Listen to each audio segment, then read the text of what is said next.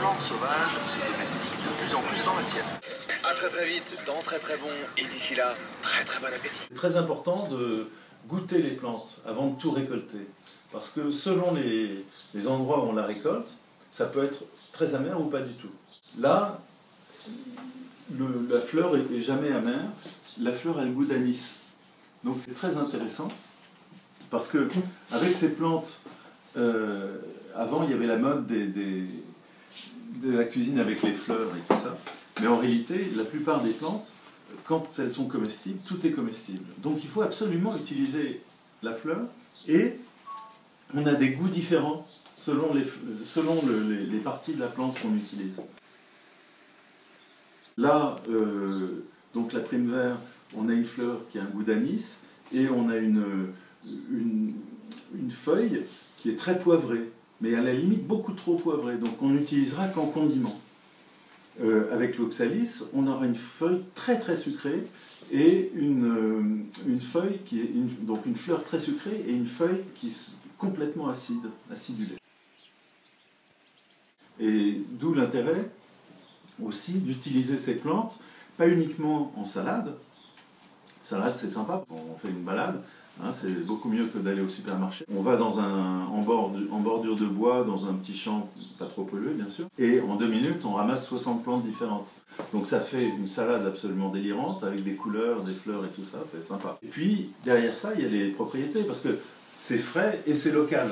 Donc c'est vraiment... Et puis, en plus de ça, ça ne peut être que de saison. Alors là il y a 2 plantes qui sont très intéressantes aussi. Donc c'est une plante qu'on appelle vulgairement l'aspérule, mais qui n'est pas du tout une aspérule, qu'on appelle Gallium. Ça paraît pas, mais les mots communs qu'on utilise, à peu près chaque village a un mot différent. Donc si on commence à s'arrêter là-dedans, on est un peu perdu. Alors que les mots scientifiques, ça peut être plus drôle aussi. Il y a des mots scientifiques, c'est pas du latin, hein, c'est une espèce de langage inventé, mais avec une finalité latinisante pour lui donner un petit peu d'intérêt, quoi.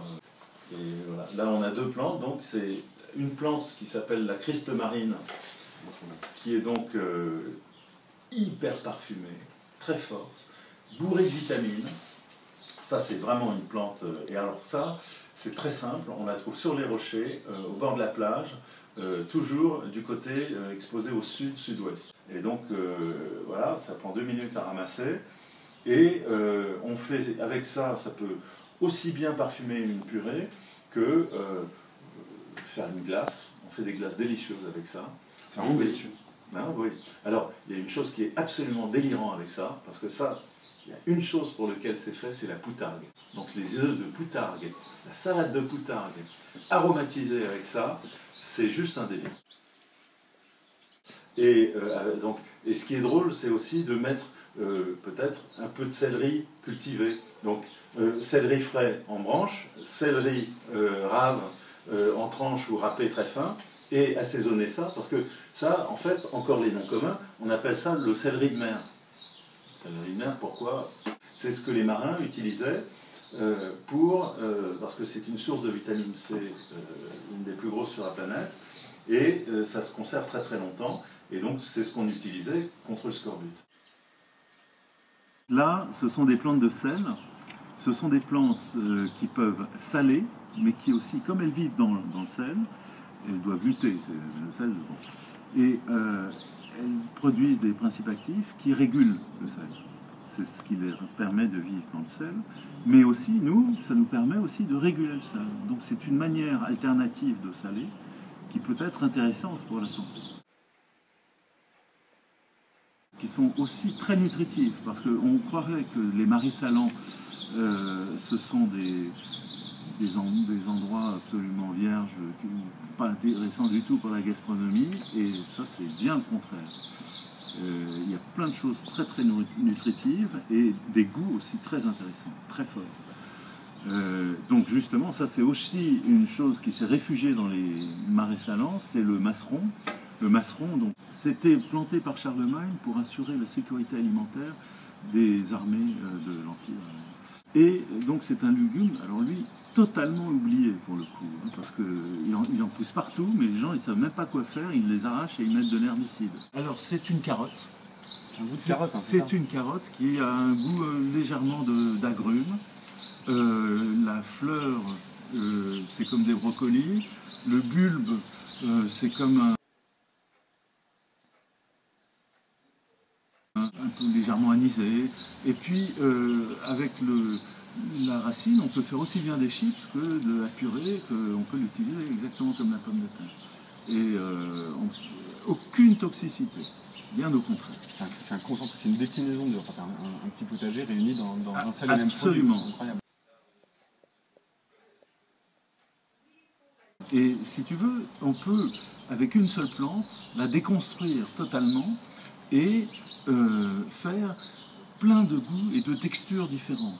Et travailler sur une tendance ou une autre et partir en gastronomie sur des aspects, voilà. Et ce qui est très intéressant, complètement différent. Et ce qui est très intéressant, c'est que comme elles sont hyper nutritives, ces plantes, ça nous permet aussi d'utiliser la viande ou les poissons comme un ingrédient. Et donc on va utiliser par exemple une viande plus maturée ou alors une viande séchée, un poisson salé, de la poutargue et tout ça, pour juste aller vers un goût ou un autre.